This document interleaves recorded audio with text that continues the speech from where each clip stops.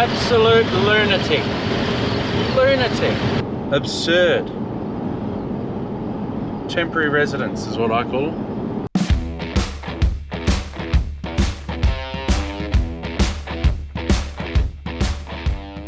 We're on. G'day guys, and welcome back to another episode. So we are just about to hit the mighty Nullarbor for a second time. This time heading west to east. Look, we've headed off a little earlier than anticipated. We were 24 hours early. We were booked in for 2 nights at Lucky Bay Campground out at Caiguna National Park. Look, unfortunately the weather wasn't in our favour. Today we woke up, it was overcast, the winds were 30-40 kilometres an hour. Temp was about 20, 21 tops, so just not the best, but we did get a little bit of blue sky and sunshine yesterday in between some periods of clouds, and it is absolutely stunning, as you can see.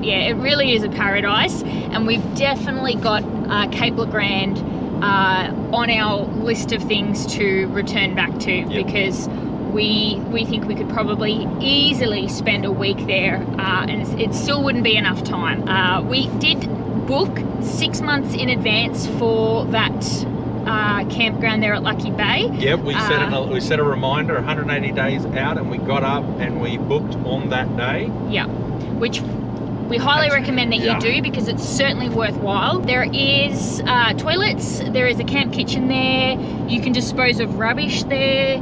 There is running water, definitely not for drinking. It's not potable, it's washing hands, you have to treat it, but it's still there. It allows you to rinse off your feet and you know, that type of thing. We're hitting a Nullarbor, we've got Larry the Land Cruiser, all of our fingers and toes crossed that we can make this crossing without incident.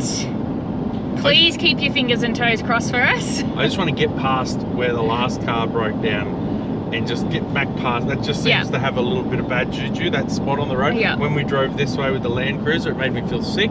So let's get past that. Although that is a few days away yet before we hit that spot near Yalata there. But I think if we can get to Penong, I think I'll finally be able to breathe a bit easier. Plus we know the RAA guy there, so it feels familiar. He's got our number. I don't even think we'll call RAA, we'll just call him. Hopefully we won't see Rob again. Yeah, lovely guy. All right, so we're gonna do a bunch of the stops that we missed on our way west. So first up, Norseman, where Ben had 2 holes on the Nullarbor Links to play. Let's get into it. Norseman Golf Course, after about 3 weeks off, I think it is, around then. Picking up on the Nullarbor Links Golf. So got about 5 holes to go on this return trip. Par 5 here, they're hole number 1, par 5. Seems relatively straight, huge crosswind though, so I need to have something to blame if anything goes wrong. So I found a crosswind, so yeah, let's see how we go. I think it's on the other fairway. That was a shocker of a hit. Oh, she's nice and high. Just a little bit shy with my 3rd shot, but we all know my strong suit is my putting, so on for 4, in for 1 makes it a par 5, done. Let's see how we go. In for 5. Not a chance. Whoa.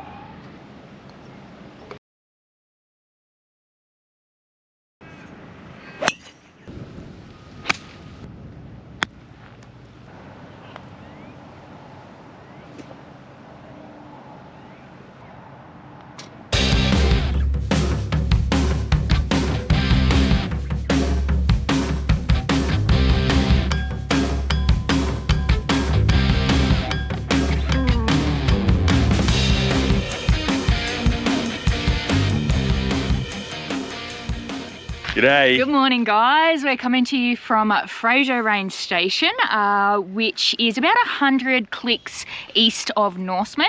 We decided to stop here for something different. This place was started in 1872 and it spent most of its life as a sheep station. Now, the sheep are long gone. Talking to a staff member this morning, we believe that there's cattle across the road, which is on the north side of the Nullarbor, something in the realm of 6,000 cattle potentially. So still somewhat operating station here, but this station offers unpowered and powered sites. So we stayed on an unpowered site last night for $25 and I think the powered was $40. Now there's water taps here, but they're not potable, so it's all roof tank water. Yeah. The other thing they offer is accommodate like units, cabins. There's a lot of cabins there. We saw a few people checking in, so if you're traveling and you don't have your own tent or caravan or anything like that, you can get a cabin. We didn't look at the prices on those, but yeah, there's a few of those around. Yeah, but it does offer a restaurant where every night they offer a different meal. They do always offer a vegetarian selection, we were told. Last night was fish and chips, so we decided to miss that. We had dinner in the van, but they also offer a Nullarbor. Very clever, which opens at 5 p.m. So, you know, they've got wine and beer and how long was it open for? RTDs, not too sure. So, but it's lovely too. Yeah, that was lovely. Wood fire and all that around there. Yeah, and I think dinner was $35 per person if you chose to go in there. But we did go in for some breakfast. So breakfast has, you know, as you'd expect here, you know, in the middle of nowhere, it's a fairly small menu, but there's a bunch of different toasties, bacon egg croissant, bacon egg rolls, pretty reasonably priced, you know, $12 a toasty. That's what we pay back home. There's also a camp kitchen though, so if you want to make your own stuff, you don't have facilities in your own setup, there's a camp kitchen here. There's also a laundry. There's amenities here, which is always nice. They do have a dump point. So yeah, lovely little kind of oasis is what they refer to this place as along the Nullarbor. You know, we certainly didn't need an oasis only an hour into the Nullarbor this time, but I'm sure you would appreciate it coming the other way. So yeah, beautiful. The other thing was the road coming in, about I think it said 1.8 kilometres of dirt road. They obviously grade it regularly. It's pretty reasonable. It was raining yesterday when we come in. But the road was still very accessible. So don't be shy if you see the turn off and it's a dirt road for 1.8 Ks. Give it a crack because you'll get in with your two-wheel drive, no worries at all. The wind last night, oh my gosh, I thought we were going to get blown away. I've never experienced wind like that. I'm sure that would have been the case anywhere along the Nullarbor in this region, so I was really glad to be here at the station with wind like that. I was really happy to be here on this gravel patch here. In the middle of no trees. Know, not in the middle of nowhere with civilization nearby. It felt a lot nicer given the winds last night. But we're back on the road today.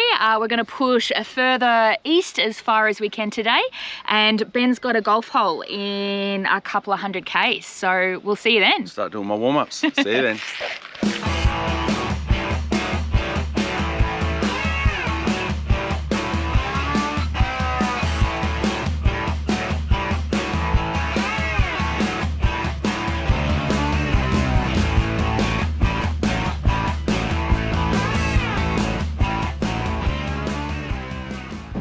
All right, we're doing it. The 90 miles straight for a second time. Now for those playing at home in metric, that is 146.6 kilometers in a straight line without a single turn. So here we go. Now, interesting fact that we just recently learnt with our stop off at Balladonia again for a fuel up was that Henry Roberts was a 27-year-old, or is a 27-year-old Brit who became the first human to run 1,000 kilometers in a straight line. And he did this by running the 90-mile straight a total of 7 times back and forth, which is the equivalent of 24 marathons in 22 days. What would possess someone to do that? I'm glad you asked that, Ben. Oh. Because he did it for 2 reasons. One was to set a world record, which he achieved, and the second was to raise funds for the Royal Flying Doctors. Oh, well, there you go. So pretty amazing. Absolutely phenomenal effort, really. Madman. Now, you said he's the first human to run that. What's the other thing? Look, I'm glad you picked that up too, Ben. You're very astute today. I was thinking the same thing. But look, I haven't been able to find any reference had some good answer. to some other mammal or animal that has run that. But there we go. Another first. We love them. We'll see you on the other side.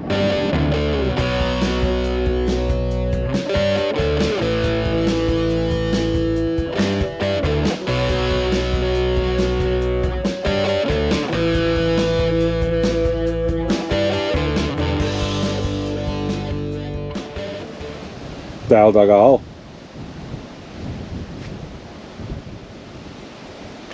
Not feeling any breeze. So we're at the Caiguna Blowhole, which is some 5 kilometres west of Caiguna, and not real close to any ocean, but it's disturbingly close to the road. We're just 20 metres off the highway here.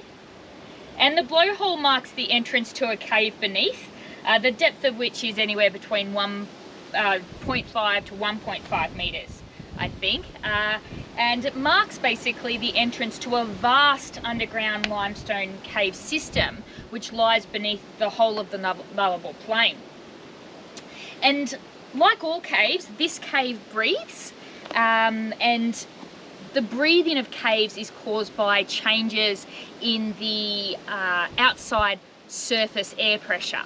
So for example, the cave's going to breathe out when the outside air pressure falls or drops, and it's going to breathe in or draw air into it when the outside air pressure is high. Now apparently the caves along the Nullarbor are known for their breathing with exceptionally powerful breathing being demonstrated, and one cave in the Nullarbor, I'm not too sure if it was this one, has measured air movement at the cave entrance to be up to 72 kilometres an hour, which is, yeah, pretty powerful. And this blowhole is one of an estimated 100,000 blowholes that exist across the Nullarbor Plain. So pretty interesting. We can't feel any air today coming out of there, unfortunately. Must have equilibralized. Yeah.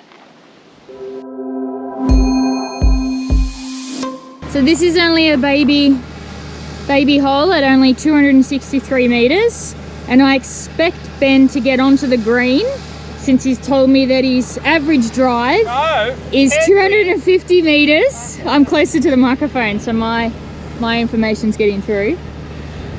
No, he tells me his best drive is 250, so there's a chance that he will get nowhere near with a headwind. Struggle to get 200. Oh, that's not the attitude to have.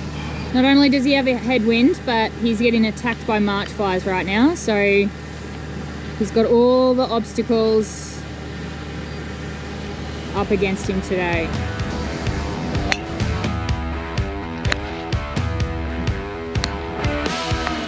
Here's Ben putting to get one under,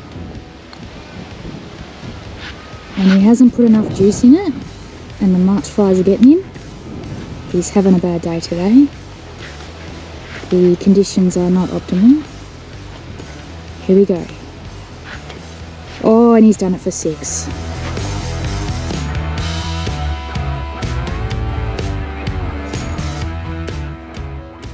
Why the hell would you wake up one day and think, Nullarbor, gonna ride across it?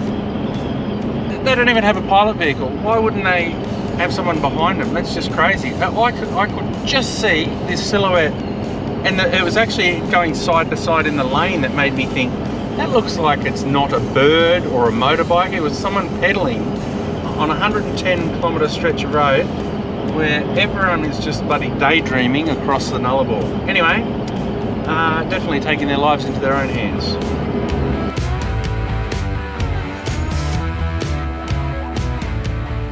Absolute lunatic. Lunatic.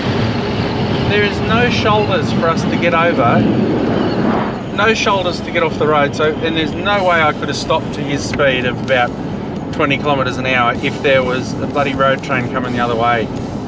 That's 3 we've seen in a matter of 20 minutes. Absurd. Temporary residence is what I call them.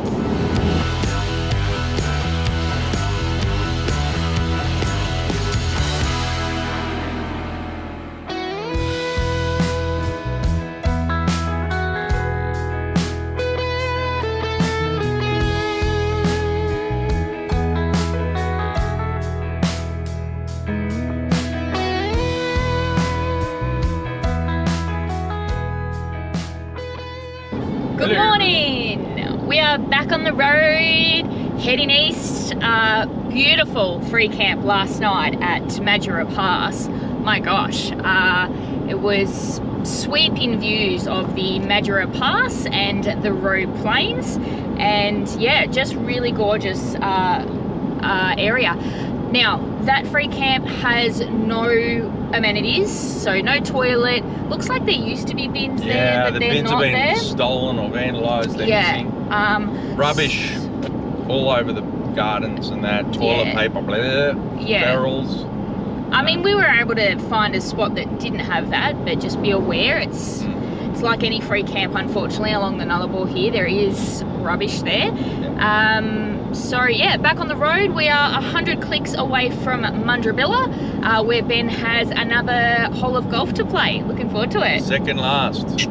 Trying to get under par. We're about, I don't know, we played what, 16 holes. Yeah. So I'm probably 20 over. So I've got to try and get 20 under in the next 2 holes. Let's see how we go.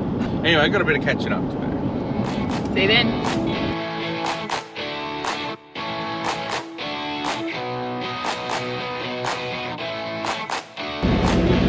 Oh, look at this one. One into the snakes. Now, for the folks at home, there is very little wind this morning. Bullshit, crosswind, very hard, coming from that way. Oh, it's barely a breeze. So Ben, what happened to your hole-in-one to bring your score down by 2? I'll do it on the next one. So bad at putting.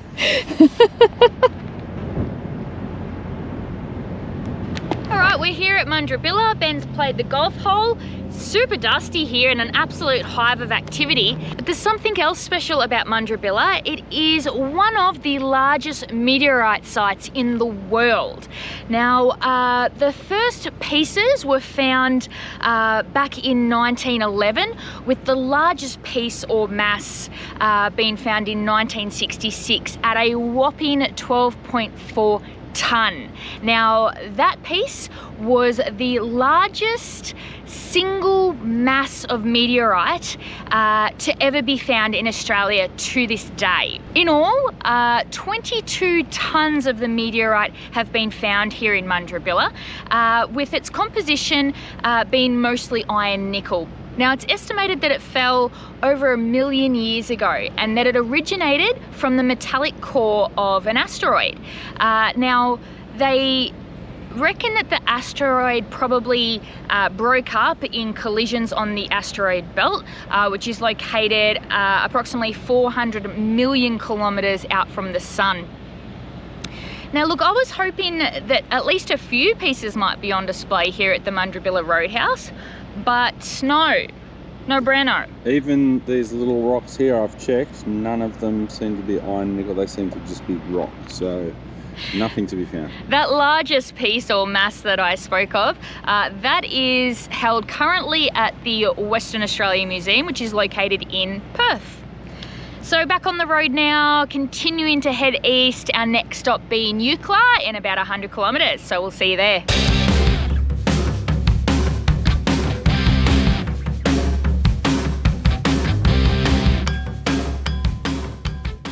we're here at the Eucla Telegraph Station ruins. This evening is ruined. Look, wait, what? This evening is ruined. Are you just trying to piss me off, or is that really how you say that? What are you talking about? I'm talking about this ruined evening. That's not how you say ruined. What, ruined? What do you call the remains of ancient Greek structures? Ruins. And how would you describe this evening? Well, ruined, of course. This evening is ruined. Now, the east-west telegraph line was the final link in Australia's telegraph infrastructure, connecting all 5 colonies. And the telegraph station here was built 11 kilometres west of the South Australian, West Australian border. And it acted as a transfer point for telegraph messages between South Australia and Western Australia. Now, when it commenced operations on the 9th of December in 1878, it was only weatherboard back then, and there were only 4 staff members working the telegraph station. And they lived nearby in tents and wooden cabins. Come 1898, the station was rebuilt in stone for the growing team of now 26 staff members. The telegraph station ceased operations in 1927 when new telegraph wires were built along the Trans-Australian Railway. So the ruins of the telegraph station are slowly but surely getting buried under the encroaching sand dunes here. So yeah, a pretty special piece of history. It's just unfortunate that there's those that can't let history be untouched.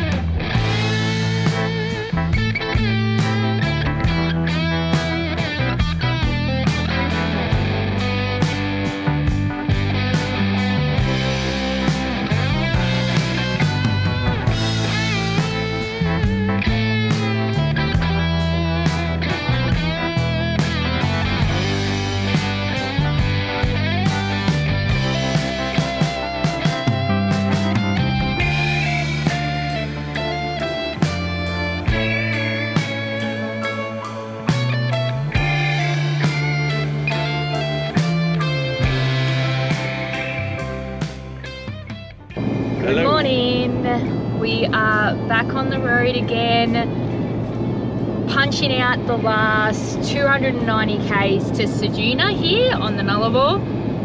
We stayed at another free camp last night called 164k Peg, which was a fairly simple spot. Again, not an official camp on the Nullarbor, so no amenities available. Accessible to 2-wheel drive. Big rigs could get in there relatively easily. So yeah, nice little spot about 12k west of the Nullarbor Roadhouse. So we will see you at Ben's very last golf hole on the Nullarbor Links here at Mundra. Trying to claw back my 21 over par, so let's see if I can claw back to even par. Okay. See how we go. Bye.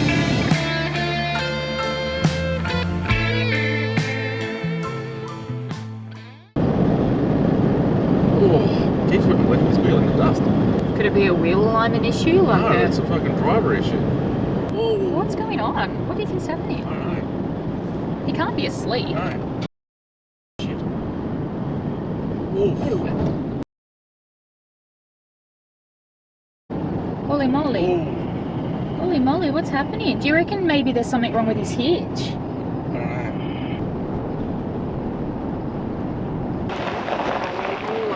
What a sad, sad little spot we spent a whole day at, wondering what our lives would entail from that point on.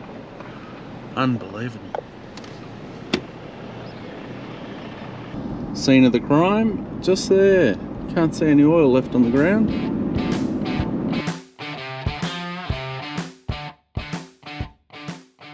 After that walk we just had, I reckon that's about a par 13 hole. They might have miscalculated par 5 because it's probably going to be 1, 2, 3, 4, 5, 6, 7, 8, 9 in the hole. Yeah, the putting's probably accurate. Get out of here. Just while Ben's warming up here, he might be able to tell us why this hole is called the Wombat Hole. Yes, so Mundra has approximately 2.5 million hairy back wombats. Southern hairy-nosed wombats. Yep. Don't confuse them with the northern hairy-nosed wombats. That's right. 2.5 million. I don't know who's been out counting them, but I haven't seen any except for one that was sleeping on the side of the road just before we pulled in. So yeah, someone's been busy counting 2.5 million. Do you know the northern hairy-nosed wombats are down to 100? So they're using the southern hairy-nosed wombats as like surrogates to try and boost the northern numbers. I don't know if that's how it works. Fuck. So it was a reasonable drive, probably 170, 180 meters. Yeah, 380 But meters. unfortunately, the flag is around the corner here.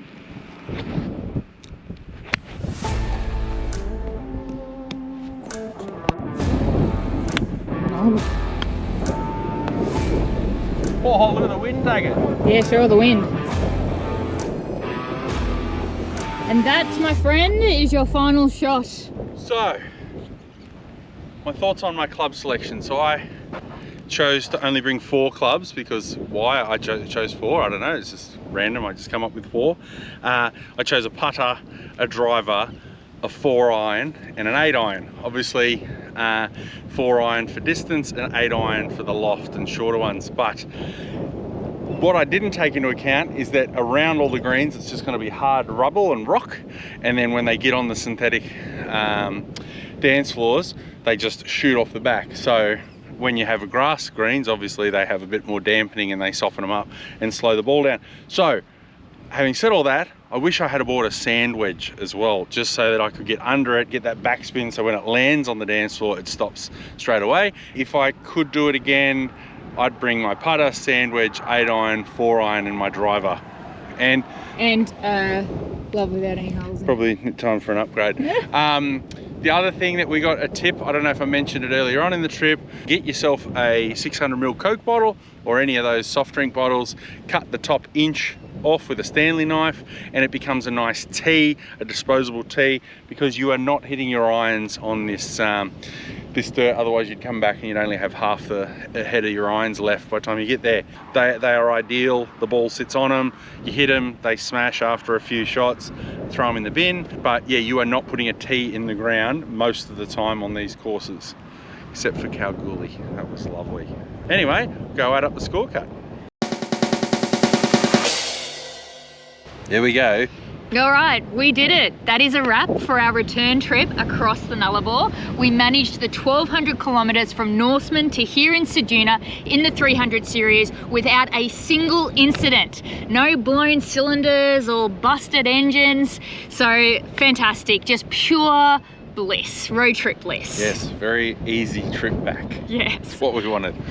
So we took our time, just enjoyed the adventure. We tried to look at every single hidden gem we could think of. You know, we probably missed a few, and if we did, comment below what you'd recommend for our next trip. But it's just everything that we love in a road trip, really. It's a quintessential Australian road trip experience, the Nullarbor, and it'll leave you feeling inspired for your next big adventure. Highlights for us would have to be Mundra Cliffs. There's just nothing like standing on the edge of the continent. There's just no words. They look fake even when you're standing there. So if you, I don't know, if you look at a photo on a computer screen, it looks the same in real life. Yeah. You're like, this doesn't look real. And it's true, photos just don't do it justice, do they? You just can't, somehow you can't capture it. That's right. Low life, oh look, it'd have to be the busted Everest for sure.